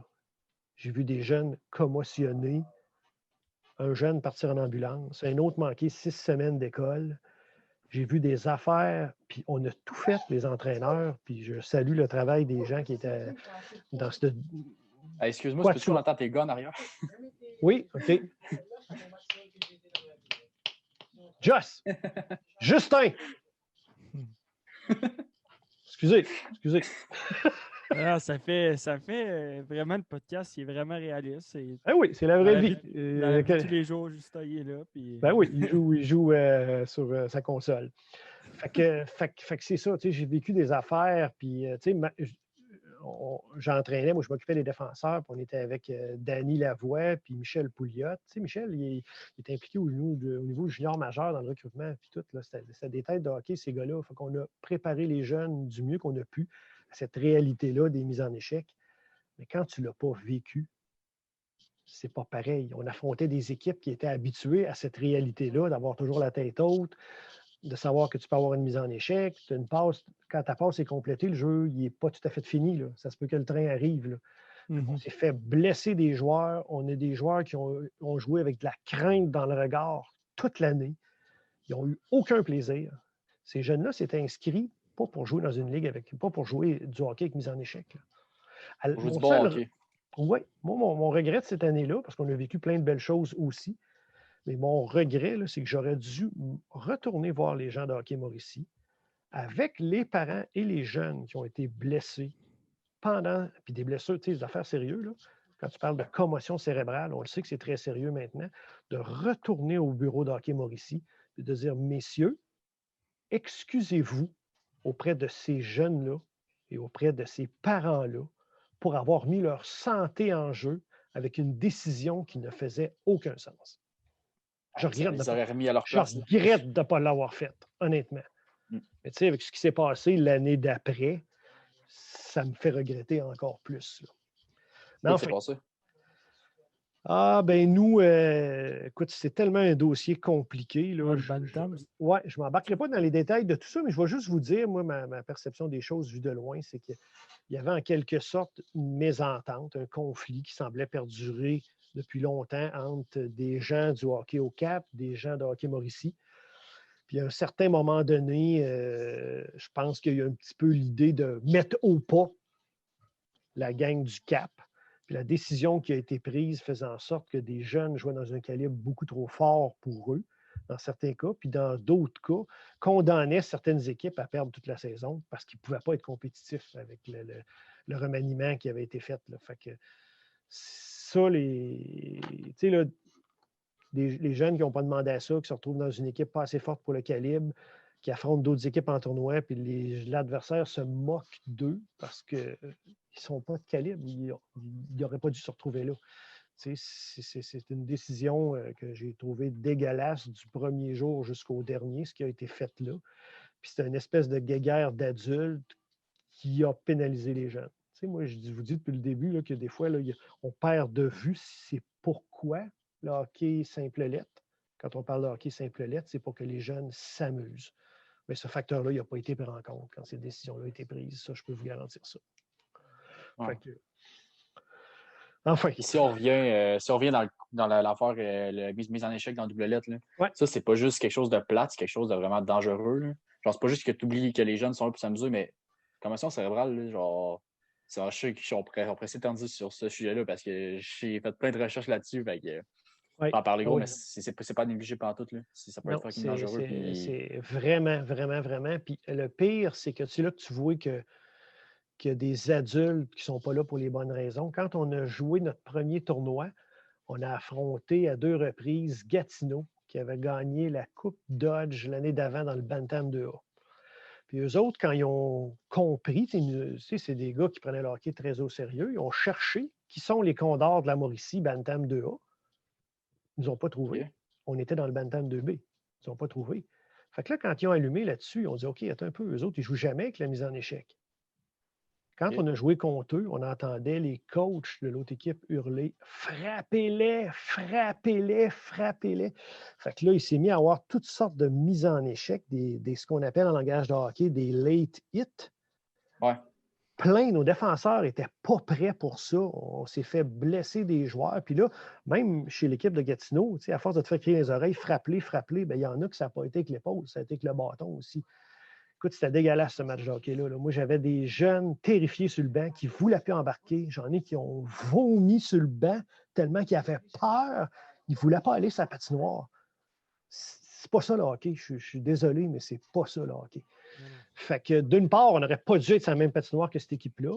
Puis d'autre part, les entraîneurs de cette équipe-là, ce qu'ils ont fait, c'est inadmissible. Inadmissible. Mais bon. Il faut se souvenir qu'il y avait quoi, 13 ans? 14 ans? C'est du Bantam, là. Bantam, c'est quoi? C'est-tu 14-15, ça? Ou 13-14? 14-15. Le pire de tout ça, c'est que l'entraîneur, après le match de l'autre équipe, de Gatineau, un des entraîneurs, il se promène en arrière de la patinoire, là, le long de la patinoire, là, derrière le filet. Là, il nous voit, il s'approche, puis il dit nous autres, l'année passée, on a gagné la Coupe Dodge. Puis je dis hey, je t'arrête tout de suite, là. Si tu as gagné la Coupe Dodge en jouant du hockey comme tu viens de jouer là, ça ne m'intéresse pas. Il est tellement resté bête. Là, il a reviré de bord puis s'est en allé. Puis l'autre entraîneur de l'équipe qui était avec moi, il m'a regardé en voulant dire tu y as dit? Non, mais là, tu sais. Mais toi, tu es allé à la Coupe Dodge à cause que ton équipe était classée 2A. Oui. Qui représentait Mauricie. Exactement. On n'avait pas de Ligue 2A. Fait que ça, c'est une autre affaire qui sans doute les gens de hockey Mauricie n'ont pas pensé, c'est que quand la saison 2B s'est terminée, nous autres, notre saison était finie. On n'avait pas de séries éliminatoires. On n'avait pas le droit à ça parce qu'on était classé 2A. Il n'y a pas de Ligue 2A en Mauricie. Fait que pendant que toutes les équipes qui ont été à Coupe Dodge affrontaient, faisaient leurs séries éliminatoires, affrontaient les meilleures équipes, puis tout ça, nous autres, on attendait. Fait que là, c'est sûr qu'on a essayé de s'organiser des parties puis tout ça, mais c'est pas pareil. Là. C'est pas pareil. Fait que nous autres, on était genre 5-6 semaines sans vraiment compétitionner. Puis là, pouf, on s'en va à Coupe Dodge. Ouais, c'est ça. C'est pas sérieux. Là. Tu peux pas mettre des jeunes dans une situation comme ça. Là, fait que malgré tout, on avait un groupe de jeunes, moi je les qualifie d'exceptionnels, ces jeunes-là, ce qu'on a vécu cette année-là. Puis il y en a peut-être qui vont écouter ce podcast-là. Les gars, vous nous avez tellement impressionnés, les entraîneurs, d'avoir passé au travers de tout ça. Puis là-bas, à Coupe Dodge, On a joué 3 parties, puis tu voyais la progression. Là. Les jeunes, ils revenaient dedans, puis ils s'adaptaient, puis on a affronté des bonnes équipes. Tu t'apercevais qu'il y avait du coaching de l'autre côté. Là. Il y avait des stratégies, des jeux préparés d'avance, puis tout. Ça joue au hockey. Là. Fait que ça a été une belle expérience, mais bien évidemment, on n'a fait que passer. Oui, c'est ça. Mais si jamais, mettons, tu avais eu une saison, dans le 2A toute la saison, tu n'aurais pas eu la même Coupe Dodge, je pense, que tu as eu. Ben non. Bien mieux performé. Puis... C'est sûr, tu as cette 1000% raison, là, mais c'était une situation qui faisait absolument aucun sens. Puis je vais peut-être m'attirer des bosses en disant ça, mais je n'ai pas peur de le dire. C'est Hockey Mauricie qui nous a mis dans cette situation-là. Puis toute autre solution aurait été mieux, à mon avis. Puis on se dit aussi qu'on se prépare pour les séries dans une saison de hockey. Puis vous jouez contre du 2B pour préparer des séries, qu'il n'y avait pas de série. Puis après ça, c'était le 2A aux provinciaux. C'est genre. Ah non, c'est un peu comme si, mettons, là, exemple que je pourrais te donner. Mettons, je ne sais pas, une équipe de Ligue américaine de hockey joue sa saison. Quand la saison hier est terminée, elle ne joue pas pendant X semaines. Puis là, après ça, cette équipe-là, on les envoie en finale de la Coupe Stanley contre l'équipe qui est rendue là dans la Ligue nationale. Illogique. C'est exactement ça. Ça fait aucun sens, là, tu sais. En tout cas. Pour eux autres, ça fait du sens. Sinon, dans ta vie de hockey, là, y a-t-il d'autres moments, justement, que tu peux te dire, OK, ça, c'est un moment marquant pour moi? Oui, parce que, comme j'ai dit, j'ai trouvé qu'on avait un groupe de jeunes exceptionnels cette année-là du Bantam 2A. Puis, on a gagné un tournoi, le nôtre, à Trois-Rivières, dans le Bantam 2A, alors qu'on était une équipe de Bantam 2B. Ça ne s'annonçait pas comme ça du tout. Le hockey, c'est ça, hein, c'est la beauté du hockey. On était parti pour avoir un tournoi très court.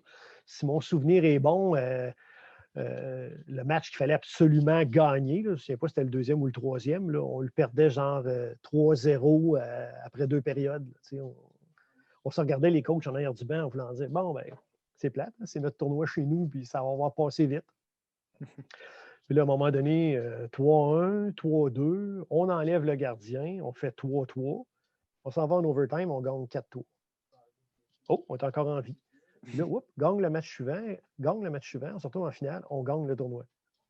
Puis, tu sais, la fierté, là, je l'ai encore cette photo-là, d'être à côté de mon gars sur la patinoire qui tient le trophée dans ses mains, puis de voir la fierté dans son visage, puis la fierté de tous ces jeunes-là qui viennent de nettement surpasser les attentes de tout le monde. Il n'y a aucun parent qui se disait, avec notre équipe de 2B, on va aller gagner un tournoi de 2A. C'est comme quand tu disais qu'il y avait un tournoi de compétition de pêche, là, que c'était quoi, de la chigan, là, que vous avez pogné le plus gros poisson, vous n'entendiez à rien, puis c'est ça qui est le plus satisfaisant. Oui, c'est ça, c'est la beauté du sport. C'est jamais joué tant que c'est jamais joué. Là. Mais fait que ça, c'est un moment, moi, qui était marquant pour moi de vivre ça avec les jeunes. Là.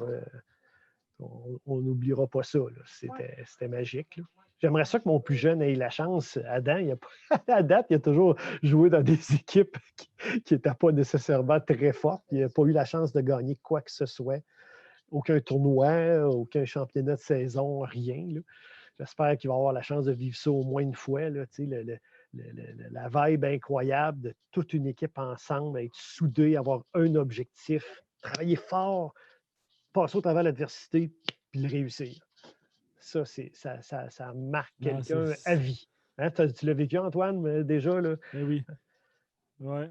Je l'ai vécu dans plusieurs situations. Puis justement, moi, je trouve que ce qui est le plus hot en tant que joueur de hockey, c'est que tu arrives et tu sais que ton équipe n'est pas nécessairement au niveau des autres équipes. Tu es considéré comme underdog.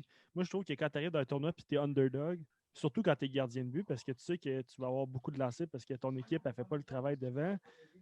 Puis que tu gagnes la game, là, c'est tellement gratifiant, c'est tellement genre plaisant. Tu sais que tu n'as pas gagné pour rien, tu as gagné parce que tu as travaillé, puis que c'est pas juste parce que tu as des superstars dans ton équipe. Là. Gagner quand tu es underdog, là, c'est juste le meilleur feeling. Là, oui, tu as vraiment raison. Tu l'as vécu toi aussi, Mathieu. Hein? Quand personne t'attend, puis tu réussis à déjouer les pronostics puis à gagner, c'est ça. C'est des moments que, tu parlais tantôt de raconter des histoires à tes petits-enfants. Là. Ça en est que tu vas raconter des victoires comme ça. Là. Faire c'est un vrai, parallèle un peu bizarre, là, mais mon père, mon père on regardait le championnat mondial junior qui a eu lieu il n'y a pas si longtemps. Puis à toutes les fois, exemple, que l'Allemagne jouait contre une équipe plus forte, il votait pour l'Allemagne parce qu'il savait que c'était l'équipe qui était underdog, puis il voulait que le conte de fées se réalise, puis qu'il gagne, puis qu'il gagne. Ouais. Puis, à un moment, ils ont joué contre la Finlande, puis on y avait cru. Là. C'était égal, ça a joué de peu, puis justement, ils ont perdu, mais ça reste qu'ils ont joué un bon match pareil, puis ça a été enlevant. Ouais. Des fois, tu peux perdre, puis ça peut être super satisfaisant pareil. Là. Si tu as vraiment repoussé tes limites, puis tu as tenu tête à une opposition beaucoup plus forte que toi. Là, la première année de l'équipe de Vegas, là, qui sont rendus en finale de la Coupe Stanley, personne qui avait prévu ça. Ça aurait été le vrai conte de fées total s'il avait gagné la Coupe Stanley. Là, mais c'était quand même pas mal de fun à suivre. Là. Tous des joueurs rejetés d'équipe. Ben oui! Des joueurs pas protégés. Exact. Ils sont en finale de la Coupe Stanley la première année. Ah, ça aurait été fantastique. Là. Ça aurait été peut-être unique dans l'histoire du sport professionnel. Je ne sais pas. Là, je ne connais pas tous les sports. Mais... La dernière équipe d'expansion qui avait eu lieu dans la Ligue nationale, je me rappelle, elle n'avait pas eu une grosse saison la première année. Là. En comparatif avec Vegas, là, je pense que les Jets? Non, pas les Jets. Ils ont juste changé. Je ne me rappelle plus du nom, mais je me rappelle de l'avoir déjà entendu qu'il n'y avait pas une grosse saison. Puis, aussi, je pense que la Ligue nationale ont bien fait leur travail. Justement, l'expansion, c'est bien fait. Puis, ils ont été déjà compétitifs dès la première année parce que, justement, ils ont tout passé à comment protéger combien de joueurs. Puis, s'il y avait plus juste protégé, genre 20 joueurs sur 22, là, il n'y aurait pas eu la même équipe qu'il y a eu là. Fait que... moi, je pense qu'ils ont fait un bon travail avec ça, la Ligue nationale. Oui, je suis vraiment d'accord avec toi. J'espère qu'ils vont utiliser un modèle semblable s'il y a d'autres expansions là, pour Seattle, l'an prochain. Oui, c'est vrai. Ben oui, tu as raison. Je n'ai pas trop suivi comment ça va se passer pour eux, là, mais en tout cas, ils ont un bon modèle pour savoir comment faire avec ce qui s'est passé avec Vegas. Oui. Puis justement, là, on parle un peu de la nationale. Toi, tu suis quand même ça, là, OK? Oui. Tu regardes ça le soir. Puis comment tu trouves le Canadien là, cette année? C'est excitant. Je vais dire ça comme ça. Là. Et je trouve ça tellement fantastique de voir jouer les jeunes qui viennent d'arriver. Là. Évidemment, Kike et Suzuki, c'est toute beauté de voir le talent de ces jeunes-là. Suzuki, c'est tellement impressionnant de voir. Puis tu sais, c'est pas... Comment je dirais bien ça? C'est pas un joueur qui a un gabarit extraordinaire. C'est pas un joueur qui a une vitesse extraordinaire. Il n'a pas nécessairement un lancer foudroyant. Mais il y a quelque chose de spécial, ce joueur-là. Sa vision du jeu. C'est un joueur unique. Moi, c'est une comparaison qui peut paraître boiteuse, là, mais il me fait un petit peu penser à Peter Forsberg avec ses débuts avec les Nordiques de Québec. Ouais. Moi, je suis natif de Québec, fait que j'étais bleu, j'étais pas rouge. Je me rappelle qu'on regardait ce joueur-là arriver à aller à sa première saison, puis tu comprenais que c'est un joueur spécial. Là. Il n'a pas fait 100 points, là, mais il faisait des choses que les autres ne faisaient pas. Puis là, tu disais, son jeu est donc bien mature pour une recrue dans la grande ligue. Là. Fait que Suzuki, c'est ça. Puis Romanov, on va dire une chose, ça semble s'enligner vers quelque chose de très, très bien aussi. Oui, vraiment. Fait que c'est le fun. Suzuki, là, justement, je pense que sa plus grande force, là, puis plusieurs panélistes le disent, c'est qu'il ralentit bien le jeu. Ouais. Il va rentrer dans la zone puis il va bien s'installer. Il va prendre le temps de faire les bonnes choses. Il ne va pas rentrer comme un McDavid, comme une flèche, puis aller direct au but. Il sait qu'il n'est pas le plus rapide, puis il utilise ça comme une force, puis il ralentit le jeu, puis il attend un joueur qui soit bien placé. Il fait des bonnes passes, puis le tour est joué. C'est du hockey très, très, très intelligent. Il y a une vision du jeu, un sens du jeu assez phénoménal. Puis là, il va ajouter l'expérience à ça en plus. Là, là. Puis, il y a un beau mix dans ce club-là de vétérans puis de jeunes joueurs très talentueux. C'est bon, ça. Tu as des joueurs qui tracent le chemin pour ces jeunes-là. Là, quand tu regardes un Shea Weber dans ton vestiaire, c'est imposant. Hein? Oui. Ça dit, OK, là, j'ai intérêt à suivre. Puis, il y a beaucoup à apprendre, j'imagine, pour les jeunes joueurs d'avoir des vétérans de ce calibre-là dans le club. Là. Exact. Puis, j'ai super hâte. Puis, ça ne sera pas nécessairement facile. Là, les équipes canadiennes, là, il y a des bonnes équipes là-dedans. Là. Le niveau de compétition va être élevé et les rivalités vont être présentes. Ça va être du hockey le fun à suivre là, cet hiver. Là. Je ne sais pas si tu as regardé un peu les divisions, mais moi, j'ai comme ciblé deux divisions qui allaient vraiment être plus fortes que les autres. Puis justement, la division canadienne, puis la division centrale. La division centrale, ça n'a juste pas de bon sens. Comment elle est bourrée de talent. Tu parles de Philadelphie, Pittsburgh, Washington, Boston, des grandes puissances dans la ligue qui se retrouvent dans la même division. Les avant-derniers qui ne vont pas faire les séries, ça pourrait être la meilleure équipe de l'Ouest. Je l'extrapole, là, mais c'est quasiment ça. Là. C'est fou ça va être, ils ont arrangé ça cette année. Oui, c'est ça. Ça va être super intéressant à suivre. Là. Ça va être différent. Ça va être vraiment différent de ce qu'on est habitué de voir. Puis, écoute, c'est assez pénible ce qu'on vit avec la pandémie et tout. Là, honnêtement, de pouvoir suivre le hockey, tout ça, puis triper à regarder ça, là, ça au moins, c'est une bonne nouvelle. Ben oui. Puis sinon, il en parle beaucoup. Là. Je sais que le podcast va sortir dans environ 2 semaines, mais il parle beaucoup d'échanger Pierre-Luc Dubois à Columbus contre un KK. Il voudrait Suzuki, mais je ne sais pas si tu sais c'est qui Pierre-Luc Dubois. Là, mais oui, définitivement. C'est tout un joueur de hockey. Ça va devenir une méga vedette. Là, ça va peut-être mal vieillir ce podcast-là, mais peut-être que demain, il va être échangé puis ça ne sera pas ça. Mais on parle d'échanger une recrue, pas une recrue, mais un joueur qui est jeune, comme KK. Marc Bergerin aurait fait une offre d'échanger un Paul Byron, un KK puis un choix de deuxième ronde contre Pierre-Luc Dubois. Tu penses que c'est une bonne transaction? Moi, j'adorerais voir Dubois jouer pour les Canadiens, là, ça c'est sûr. Là. Il y a un petit côté de moi-même qui adore voir jouer des Québécois dans notre club. Fait que ça me plairait beaucoup. Puis, je veux dire, Dubois, là, le talent, le gabarit, il apporte beaucoup. Là, il apporte beaucoup comme joueur. Puis, il est encore jeune. Là. C'est pas, 22 ans. C'est pas un joueur en fin de carrière, loin de là. Fait que, oui, moi, j'aimerais beaucoup ça l'avoir, mais il va quand même, mais qu'on le signe, tu fais son acquisition, après ça, il faut que tu lui donnes le contrat qu'il attend. Là, il va falloir en laisser aller d'autres parce que la masse salariale va exploser. Là. Ça, c'est une autre affaire à réfléchir. Là. Mais c'est ça, dans un échange comme ça, tu n'as pas le choix de laisser un Paul Byron parce que sinon, tu n'auras pas de cap space pour l'avoir. Tu ferais un échange c'est un risque pour un bénéfice. Là. C'est ça. Ça, là, puis genre, je pense qu'il y a 2 points à apporter dans ça. Et, genre, c'est un Québécois, puis des fois, les Québécois à Montréal, ils ont peut-être eu beaucoup de pression. Fait qu'on ne sait pas ce que ça peut donner. Peut-être qu'il va flop aussi. Là.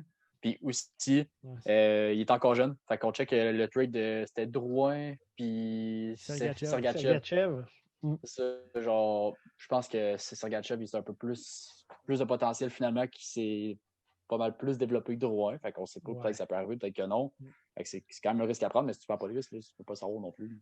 C'est ça. C'est sûr que Sergachev il a bénéficié d'un environnement favorable à Tempa. Là. Inversement, Drouin est arrivé ici avec énormément de pression. Là. Mais il a montré des belles choses dans les séries éliminatoires. Puis là, regarde, il démarre avec un match de 3 points. Là. Ça va. Oui. Fait que ça reste à voir. Mais c'est sûr qu'ils ont laissé aller un gros morceau qui va être un pilier pour Tampa pendant des années et des années. Là. Mais les échanges. C'est un jeu. Outre le Canadien de Montréal, y a-t-il une autre équipe que tu dis, OK, elle, je la suis quand même, j'aime les joueurs qu'ils ont? Oui, quelle bonne question. Je vais essayer de me référer un peu à la saison de l'année dernière. Là, quel club que j'aimais suivre, à part les Canadiens. C'est sûr que c'est assez fascinant de voir Edmonton avec Draisaitl et David. C'est sûr que ça, c'était quelque chose. Mais une équipe en tant que telle, mettons que je dis aux autres, je les aime, j'aime ça les voir jouer, puis tout ça. Boston, quand ils jouent contre Montréal, c'est toujours intéressant à suivre, mais il y a une couple de joueurs dans cette équipe-là que. Tu sais, quand je te dis que j'étais une petite peste à la patinoire, là, il me semble qu'avoir la chance, il y en a certains là, que j'aimerais bien ça, avoir la chance de les squeezer dans la bande. C'est le genre de façon. Oui, c'est ça. Mais c'était quand même du bon hockey à regarder. Là. Mais on dirait qu'il ne me vient pas de flash de dire cette équipe-là, ils me faisaient triper eux autres. Là. Mais c'est bien correct comme ça, là aussi. Dans le sens, on voit ce qu'on nous montre, puis généralement, on nous montre quasiment juste du Canadien de Montréal. Fait que Oui, c'est sûr. Là, si tu écoutes, si tu vas sur Internet, là, tu peux plus facilement voir un peu de tout. Là, mais... Je peux même voir des matchs en Tchèque, lui. Ouais. Comme Antoine. Ouais, Pour vrai, ouais. Moi, je regarde des matchs sur un site de streaming parce que où ce que je suis à Chicoutimi, dans le fond, j'ai pas le câble, le réseau câble.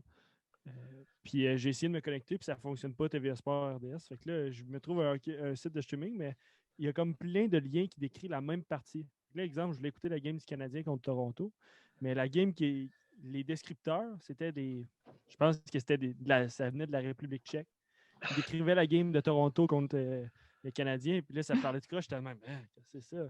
Puis, tu sais, il y a juste un lien qui parle en français parce qu'il y a juste une émission TVA qui la passe en français. Fait que là, sur les 60 liens, tu essaies de trouver le lien que tu veux écouter. Puis c'est tough à trouver, mais J'avoue après, que là-dedans, tu as l'air plus fort que moi à ce petit jeu-là. Ben, quand tu n'as rien à faire aussi, c'est ça qui arrive. Tu m'as fini par trouver quelque chose. Sinon, Mathieu, avais-tu d'autres questions pour Dan? Pour vrai, je pense que ça faisait pas mal le tour de ce qu'on avait à dire. Ça fait quasiment 3 heures qu'on parle. Ouais, Le temps passe vite. Encore un podcast de 3 heures. Toi, tu fais des podcasts de 3 heures, Dan. Écoute, moi, j'avais une dernière question avec la pêche. Ça vient d'un de mes amis, Francis. Fait que là, je vais te lire des termes, mais que je connais pas. Okay? Fait que là, dans la maison, je sais pas. Fait que quelle canne utilises-tu pour pêcher à la traîne avec un poisson nageur? L'action, la puissance, la grandeur? Et quelle est la profondeur souhaitée? Ah, OK. Mais tiens donc, pour faire ce genre de pêche-là, moi, j'aime une canne de puissance moyenne, d'action modérée ou modérée rapide.